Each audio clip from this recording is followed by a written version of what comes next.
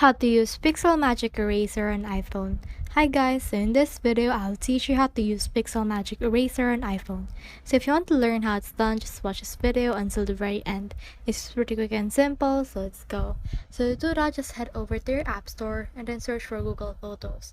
After you have searched for that, just download and install it, and then after you have downloaded it, just click open right here, and then this will open your Google Photos. So just choose a photo that you want to edit. So for me, I will choose this photo right here, and then after that it will open, and then from in here you can see buttons. So just click on this button right here, which is the second button, and then let's click on it.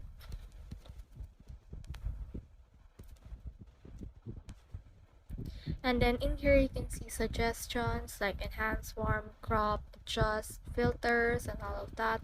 So what you need to do is to just look for the magic eraser on your Google Photos and then just enhance on it.